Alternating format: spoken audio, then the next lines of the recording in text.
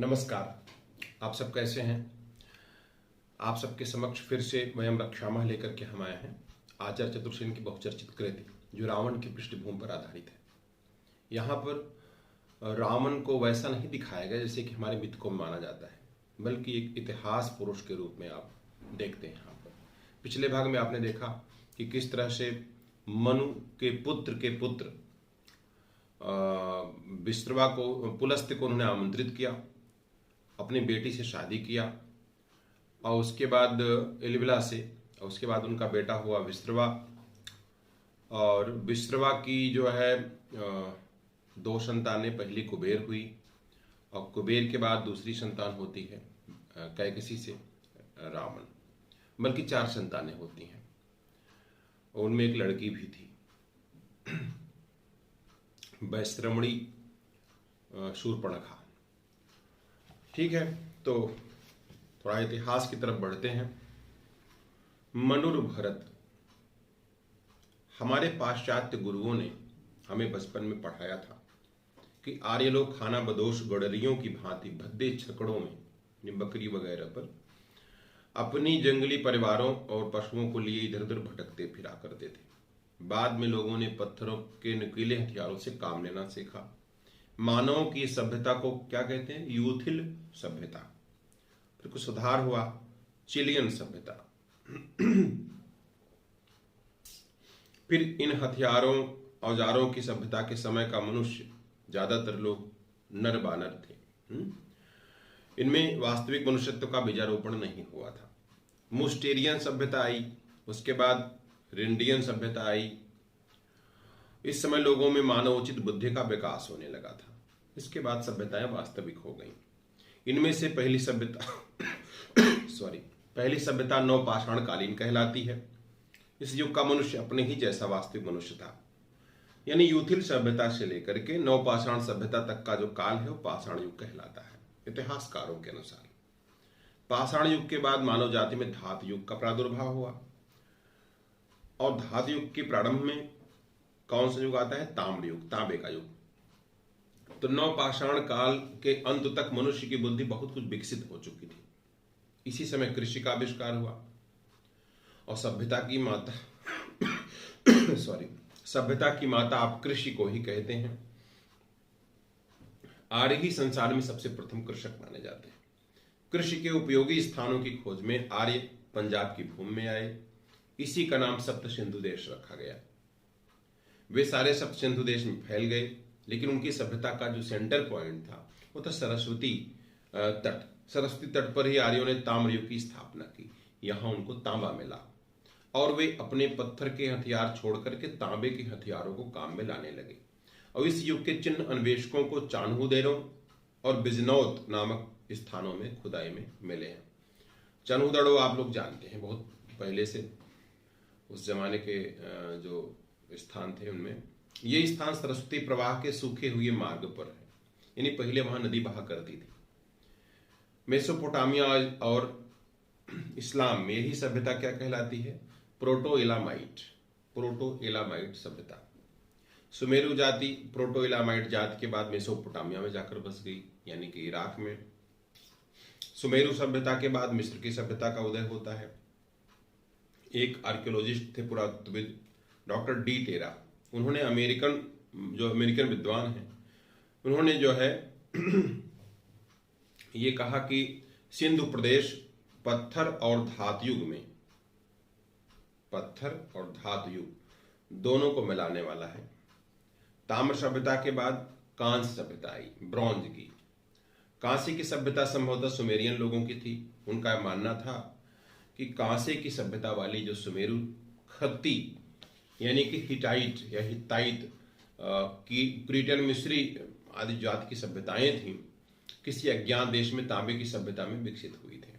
Mesopotamia के उर्फेरा और एलाम के सुसा और तपामुख्यान, ये तमाम देशों में उन्हें खुदाई में कांसे की सभ्यता के नीचे ताम्र सभ्यता के अवशेष मिले। यानी पहले वो थी, ये बाद में आई। मेसोपोटामिया में जहां तहां इस प्रोटो एलामाइट कही जाने वाली ताम्र सभ्यता के चिन्ह मिले हैं। उसके और सुमेरु जाति की कांसे की सभ्यता के स्तरों के बीच में बहुत बड़ी बाढ़ के पानी के द्वारा जमी हुई चिकनी मिट्टी का 4 फुट का मोटा स्तर प्राप्त हुआ है। यूरोप के आर्कियोलॉजिस्ट कहते हैं कि मिट्टी का यह स्तर उसी बाढ़ के द्वारा बना हुआ था जिसको प्राचीन ग्रंथों में नूह की प्रलय कहते हैं। जैसे हमारे यहाँ मनु थे, वहां पे नूह थे। ताम्र युग की प्रोटो-इलामाइट सभ्यता के अवशेष इसी प्रलय के स्तर के नीचे प्राप्त हुए हैं। तो यानी इसका अर्थ यह लगाया गया कि इस प्रलय से प्रथम ही प्रोटो-इलामाइट सभ्यता का अस्तित्व था। इस सभ्यता के अवशेषों के नीचे कुछ स्थानों में निम्न श्रेणी की पाषाण सभ्यता के चिन्ह प्राप्त हुए हैं। यह पाषाण सभ्यता अत्यंत निम्न श्रेणी की थी। इसमें प्रोटो-इलामाइट सभ्यता के विकसित होने के कुछ प्रमाण नहीं मिले। इस पर से पुरातत्व के इन विद्वानों ने एक निष्कर्ष निकाला कि प्रोटो-इलामाइट लोग अपनी ताम्र सभ्यता के साथ किसी अन्य देश से इलाम और मेसोपोटामिया में आकर बसे थे।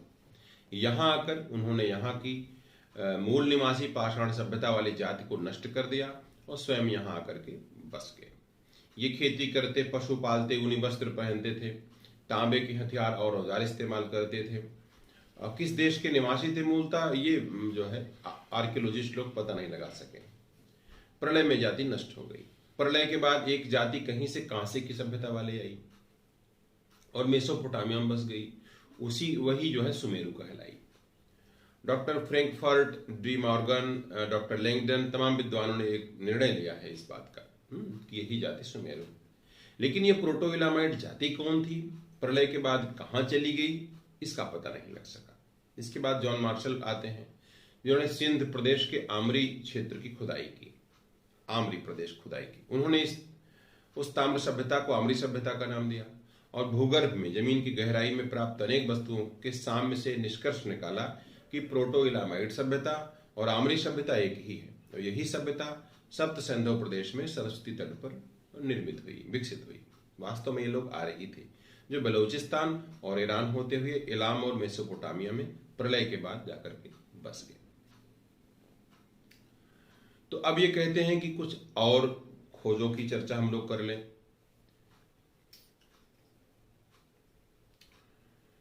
कि पाश्चात्य विद्वानों के वर्णित स्थान सुषा, एलम, सप्त सिंधु, प्रलय और इन प्रदेशों में जातियों के आवागमन की मान्यताओं के अलावा ऋग्वेद, ब्राह्मण, विष्णु पुराण, मत्स्य पुराण, अन्य पुराणों में जो अस्त व्यस्त वर्णन है उनको और प्रागैतिहासिक काल के कुछ धुंधले लेखा चित्र, ये तमाम ये बात यहाँ पर बताने चाहते हैं। ये तो कहते हैं कि जो है जो हम बताने जा रहे हैं उसका समर्थन तमाम स्रोत करते हैं।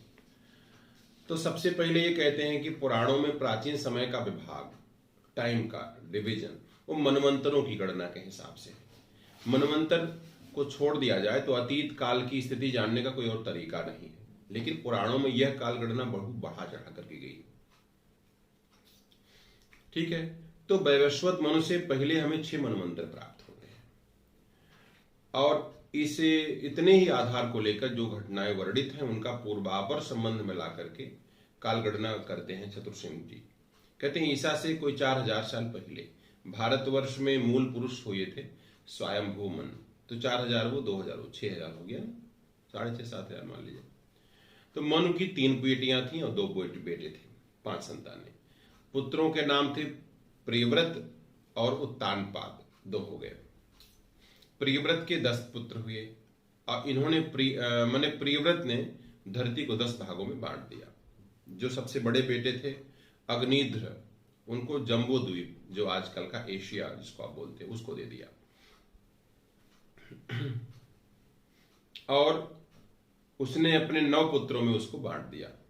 अग्निध्र के 9 पुत्र हुए, यानी कि मनु के 2 पुत्र प्रियव्रत और उत्तानपाद और 3 बेटियां। प्रियव्रत के 10 पुत्र हुए और प्रियव्रत ने जो है पृथ्वी बांट दी। और प्रियव्रत का जो जेठ बेटा था अग्निध्र उसको जम्बूद्वीप मिला, एशिया। उसने अपने 9 पुत्रों में बांट दिया इसको। बड़ा पुत्र नाभि, उसको जो है हिमवर्ष हिमालय से अरब समुद्र तक का देश प्राप्त हुआ। ठीक है, ऐसे पढ़ते रहेंगे आप तो आपको समझ में आ जाएगा, याद आ जाएगा। अब इसको ना बताएं तब भी गड़बड़ है, बहुत समझाने की आवश्यकता भी नहीं है। तो नाभि के पुत्र ऋषभदेव हुए, जिनको जैन का धर्म का आदि तीर्थंकर कहते हैं और बहुत ज्ञानी बोलते हैं। ऋषभदेव के पुत्र हुए भरत। भरत ने 8 द्वीपों पर विजय प्राप्त की और अपने राज्य को 9 भागों में बांट दिया। इन्हीं के नाम पर हिमवर्ष का नाम भारतवर्ष या भरतखंड पड़ा। और इन्हीं के बाद इस प्रियव्रत शाखा में 35 प्रजापति हुए और 4 मनु हुए बाद में। चारों मनुओं के नाम थे स्वारोचिष भाषा वाला श, उत्तम, तामस और रेवत। और इन मनुओं के राज्यकाल को मनवंतर माना गया कि कितने कितने समय तक इन्होंने राज्य किया। 4 मनवंतर हो गए, स्वारोचिष का, उत्तम का, तामस का, रेवत का। जो चाक्षुष रैवत मनवंतर की समाप्ति पर 36वां प्रजापति और 6ठा मनु स्वयंभू मनु के दूसरे पुत्र उत्तानपाद की शाखा में चाक्षुष नाम से हुआ। यानी उनके 2 बेटे थे उस स्वयंभू मनु के, जो पहले थे। तो प्रियव्रत वाली बात बता दी गई, वहीं भरत खंड हुआ। तो जो दूसरे बेटे उत्तानपाद थे उनकी ब्रांच में अगर आए तो इसी में आगे चल करके चाक्षुष नाम के एक जो है राजा होते हैं। इस शाखा में ध्रुव और चाक्षुष, मनु, वेन, पृथु, प्रचेतस ये तमाम प्रसिद्ध प्रजापति हुए। प्रजापति राजा को बोलते हैं, प्रजा के पति, भूपति, नरपति, नरेश, तो प्रजापति वही होगी। इसी चाक्षुष मनवंतर में बड़ी बड़ी घटनाएं हुई। भरत वंश का विस्तार हुआ, राज की मर्यादा स्थापित हुई, वेदों का उदय हुआ। ये पहला राजा था इसका वेन। इस वंश का पृथु जो है वैन्य, ये प्रथम वेदर्षि था। वेदों में ऋषि उल्लेखित है, पृथु जिसे पृथ्वी नाम पड़ा। और उसने सबसे पहले वैदिक मंत्र रचे, अगम भूमि को समतल कर दिया, जो उबड़ खाबड़ जमीन थी, बीज बोया और भूमि का नाम पृथ्वी हो गया उसी के नाम पे। इसी वंश के राजा प्रचेतस ने बहुत से जंगलों को जला करके खेती लायक बनाया, जंगल साफ करके नई भूमि निकाली, कृषि का विकास हुआ। तो इन 6 मनुओं के काल का समय जो लगभग 1300 साल का है, वह सतयुग के नाम से फेमस है। 1300 साल मनवंतर काल में यह प्रसिद्ध प्रलय हुई, जबकि काश्यप सागर तट की सारी पृथ्वी जल में डूब गई थी। केवल मनु अपने कुछ परिजनों के साथ जीवित बचे रहे। सतयुग को ऐतिहासिक दृष्टि से देखा जाए तो 2 हिस्सों में आप बांट सकते हैं। एक प्रियव्रत शाखा काल जिसमें 35 प्रजापति 5 मनु हुए, और दूसरा उत्तानपाद शाखा काल जिसमें कि चाक्षुष मनवंतर में 10 प्रजापति और राजा हुए। तो सांस्कृतिक दृष्टि से देखा जाए तो इस काल के 2 हिस्से होते हैं। एक होता है प्रागवैदिक काल 39वां प्रजापति तक, दूसरा वेदों का उदय का काल यानी इसके बाद। तो भूमि का बंटवारा, महाजल प्रलय, बैकुंठ का निर्माण, भू संस्कार, कृषि, राज्य स्थापना, वेदोदय, भारत और पर्शिया में भरतों की विजय, ये तमाम जो है इस समय की बड़ी बड़ी सांस्कृतिक और राजनीतिक घटनाएं। वेदों का उदय चाक्षुष मनवंतर की सबसे बड़ी घटना मानी जाती है, कल्चरल घटना। सबसे बड़ी ऐतिहासिक घटना क्या हुई? पर्शिया आक्रमण, वो इसी जमाने की है, जिसे आप ईरान कहते हैं आजकल, फारस ईरान। चाक्षुष मनु के 5 पुत्र थे उत्तानपाद की शाखा में, अत्यराति, जानंतपति, अभिमन्यु, उर और तपोरत। उर के दूसरे पुत्र थे अंगिरा। इन 6 वीरों ने पर्शिया में जो पर आक्रमण कर दिया। उस काल में पर्शिया का साम्राज्य 4 खंडों में बटा हुआ था। देखो हमारा इतिहास था, ये इतिहास था। तो उस काल में पर्शिया का साम्राज्य 4 खंडों में बटा हुआ था। उसका नाम क्या था? सुग्ध, मरु, वरवधि और निशा। बाद में हरयू यानी हेरात, वकृत यानी काबुल इसी में मिल गए थे। तो पर्शिया के साम्राज्य में 6 हिस्से हो गए। 4 खंड पहले वाले सुग्ध, मरु, वरवधि, निशा, फिर हिरात और काबुल। यहां पर प्रियव्रत शाखा के जो स्वारोचिष मनु थे उनके वंशज काम कर रहे थे, राज्य कर रहे थे। जानंतपति जो चाक्षुष मनु के बेटे थे, ये अत्यरात चक्रवर्ती कहलाते थे। जानंतपति महाराज, अत्यरात चक्रवर्ती, हाँ ठीक है। आसमुद्र क्षितिज थे, समुद्र तक जो है उसके स्वामी थे धरती के। भारतवर्ष की सीमा का अंतिम प्रदेश और पर्शिया का पूर्वी प्रांत ये था सत्यगिरी के नाम से। सत्य गिदि, ठीक है।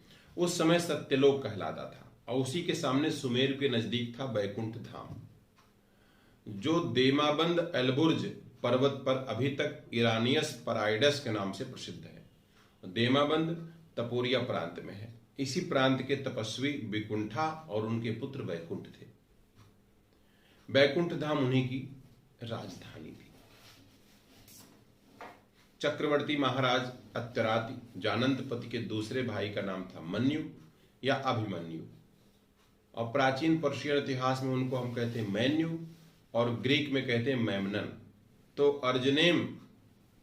अर्जनेम में अभिमन्यु, जिससे आप कहते हैं एफुमोन, दुर्ग के निर्माता, ट्रॉय युद्ध के विजेता, यही अभिमन्यु है। एक पौराणिक काव्य है ओडिसी यानी यात्रा है ना, ऐतिहासिक यात्रा, जो लिखी होमर की लिखी किताब है। तो इन्हीं अभिमन्यु महाराज की प्रशस्ति वर्णन इसमें आपको मिलेगा। इन्होंने सुषा नामक नगरी बनाई, जो संसार की सबसे प्राचीनतम नगरी थी। इसका नाम था मन्युपुरी। अत्यरात के तीसरे भाई थे अभिमन्यु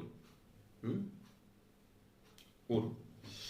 तो इन्होंने अफ्रीका, सीरिया, बेबीलोनिया तमाम देशों को जीता और ईसा से 2000 साल पहले इन्हीं के वंशधरों ने अब्राहम को पददलित करके पूर्वी मिस्र में अपना राज्य फैला लिया, स्थापित कर दिया। और इस कथा का संकेत ईसाइयों के जो पुराने अहदनामे हैं उनमें प्राप्त होते हैं।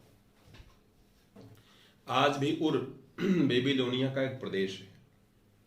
प्रसिद्ध उर्वशी अप्सरा इसी उर प्रदेश की है। ईरान के एक पर्वत का नाम था उरल, अब यूराल कहते हैं आप। उर्फाउरगंज नगर है, उसका उर्खेगल प्रदेश है, उर्मिया प्रदेश भी है, जहां जोराष्ट्र जरथुस्त्रा का जन्म हुआ था। अफ्रीका में भी एक प्रांत है रियो डी जेनेरो, वैसे तो ब्राजील में है ये।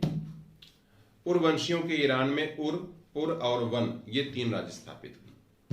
उर के दूसरे भाई थे पुर। अब भी एलबुर्ज के नजदीक उनकी राजधानी पुर्शिया है। और इन्हीं के नाम पे पर ईरान का नाम पर्शिया पड़ा। तो पुर और उर के भाई थे तपोरत।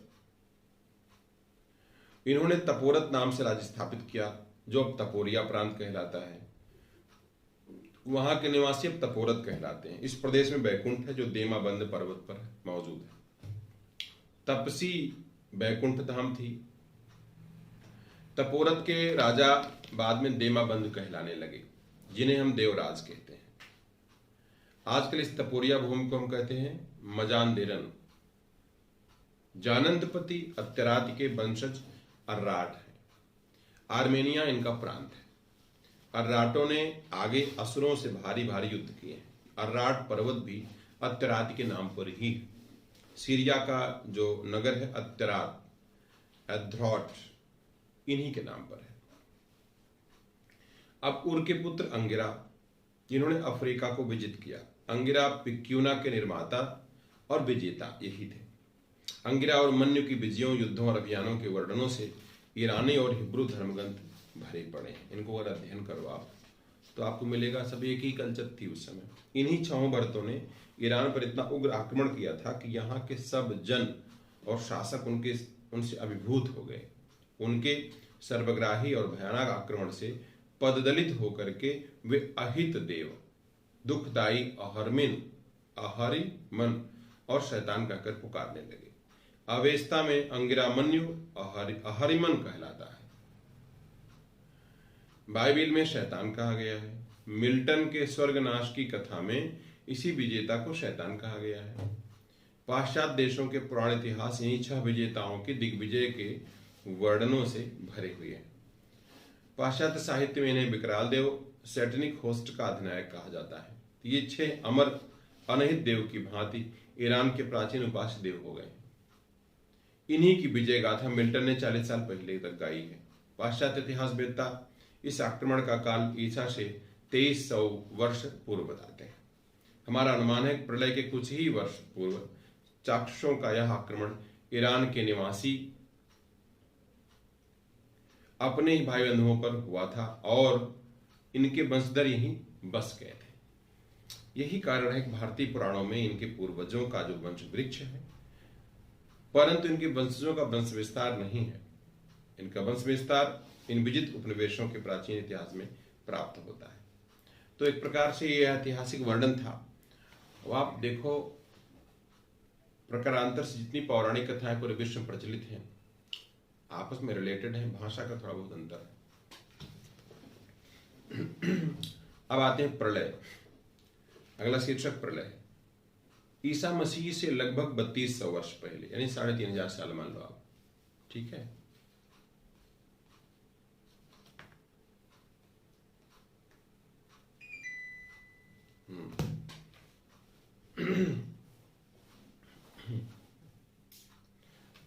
मतलब ये फेमस प्रलय हुई थी जिसकी चर्चा हम लोग सुनते हैं। को सभी प्राचीन किताबों में अपने हिसाब से वर्णन किया सबने। इस प्रलय का वर्णन हमारे ब्राह्मण ग्रंथ, पुराण, प्राचीन पर्शिया के इतिहास लेखक जेनेसिस ने भी बताया है। तो संभवतः जब आज का मेसोपोटामिया है और पर्शिया के उत्तर पश्चिम प्रदेश में यह प्रलय हुई थी। अगर मैप को ध्यान से देखो तो पर्शिया का यह भाग दक्षिण में फारस की खाड़ी और उत्तर में काश्यप सागर से दबा हुआ है। पर्शिया के पश्चिमोत्तर में, उत्तर पश्चिम में एक आर्मेनिया प्रदेश है। यहाँ के बर्फीले पर्वतों से दजला फरात नदी निकलती है, मेसोपोटामिया में आती है, जो मेसोपोटामिया की खास नदी है। बहुत बड़ी है, विस्तार वाली है। और भी नदियां मेसोपोटामिया में है। शतुल अरब ऐसी नदी है जिसमें समुद्र में चलने वाले जहाज आ जा सकते हैं। कहते हैं कि प्राचीन बसरा शहर, जो कि ईसा की 6वीं या 7वीं शताब्दी में बसाया गया था, उसमें 1,20,000 नहरें थी, नावें चलती थी उसमें। तो आप समझ सकते हैं कि ये नदियां समुद्र के समान ही गहरी रही होंगी, बड़ी रही होंगी। तो ऐसा लगता है कि बर्फ के बांध टूट करके इसी दजला नदी में बाढ़ आई और उस प्रदेश को, जो फारस की खाड़ी और काश्यप सागर के बीच है, पूरी तरह डुबो दिया। तो वहां संभवतः जल नहीं पहुंचा। हाँ, इस भूस्थल में कुछ ऐसे स्थल थे जो समुद्र तल से 18,000 फीट ऊपर थे, तो यहां शायद पानी नहीं पहुंचा। लेकिन वृक्ष, वनस्पति, मनुष्य, पशु पक्षी नष्ट हो गए थे। पैलेस्टाइन यानी फिलिस्तीन का वह भाग जो फारस की खाड़ी के दक्षिणी पश्चिम में है, समुद्र से केवल 6,000 फीट ऊंचा है, पूरा डूब गया था पूरा। और वहां के सब जीव जंतु, वनस्पति नष्ट हो गए थे। ये नष्ट होने वाली जाति कौन थी? अर्राट, जो महाराज अत्यराज के आनंदपति की वंशज थी। दक्षिण रूस का नाम उन दिनों था उत्तर मद्र, और यहीं से मद्र मेडेज ईरान में गए, जिनके मद्रपति वंशधर महारथी शल्य महाभारत संग्राम में सम्मिलित हुए थे। एक प्रकार देखा जाए तो रशिया हो, यूक्रेन हो, विश्व के तमाम देश अतीत में जुड़े हुए थे, आपस में कल्चरली तो जुड़े ही थे। इस प्रलय में पूरा ईरान जलमग्न हो गया, मृत्युलोक बन गया, और उसके कारण वहां ज्वालामुखी विस्फोट भी हुआ था, ऐसा माना जाता है। ज्वालामुखी विस्फोट से बर्फ की चट्टानें टूट गईं, दजला नदी का उद्गम, काश्यप सागर, फारस की खाड़ी, इन सब ने मिलकर के ईरान को पूरा जलमग्न कर दिया, डुबा दिया। काश्यप सागर प्रदेश में एक स्थान है बाकू, जहां अब भी, अजरबैजान वाला वही, जहां अब भी धरती से अग्नि निकलती है। इस अग्नि दृश्य को देखने सिकंदर भी आया था। यह अग्नि दृश्य संभवतः ज्वालामुखी के विस्फोट का अवशेष है। शतपथ ब्राह्मण में, मत्स्य पुराण में इस प्रलय की जो घटना वर्णित है, उसमें लिखा है कि मनु के हाथ एक मछली लगी जिसने उनकी रक्षा की। ठीक है, मनु ने उसकी रक्षा की थी। इस मत्स्य का भी इतिहास सुनिए। यह मनु संभवतः मन्यु, अभिमन्यु या उनके वंशधर थे। बाइबिल में अवेस्ता में से नूह का नाम दिया गया है। बेबीलोनियन दंत कथा के अनुसार प्रलय से पूर्व बेबीलोनिया में मत्स्य जाति के ही लोगों का राज्य था। यह प्राचीन जाति लंबे समय से उस देश पर शासन करती थी। यह जाति नाविक की प्रसिद्ध, नाव चलाने वाले। प्रलय के समय मनु ने इसी जाति के किसी नेता की सहायता से अपने परिवार की प्राण रक्षा की होगी। तो मनु ने एक नगरी बसाई, जो कहते हैं सुषा नगरी, राजधानी बनाया उसको। पुराणों प्राचीन पर्शिया के इतिहासों से इस पुरी के वैभव का बड़ा भारी वर्णन है। यह प्रसिद्ध नगरी बेरखा नदी के तट पर थी, जो उस काल में सभ्यता का सेंटर थी। प्रसिद्ध जो है संभवतः सुषा तक जो है प्रलय का जल पहुंचा नहीं, फिर भी नगरी प्रलय के बाद उजड़ गई थी। बहुत सारे लोग मर गए, बाकी चले गए छोड़ करके। इस उजड़ी हुई नगरी पर धूल के स्तर जमते गए, बाद में यह स्तर 5 फीट मोटा हो गया। ठीक है, तो अगले हिस्से की चर्चा हम लोग अगले भाग में करेंगे। यहाँ प्रलय की चर्चा हम लोगों ने की। ठीक है, तो आप लोग अवश्य बताइएगा कि कैसा लगा। फिलहाल इसका मतलब यह है कि आप लोग जितनी आवृत्ति करते हैं किसी विषय की, उतना ही वो समझ में आता है। नमस्कार, जय हिंद।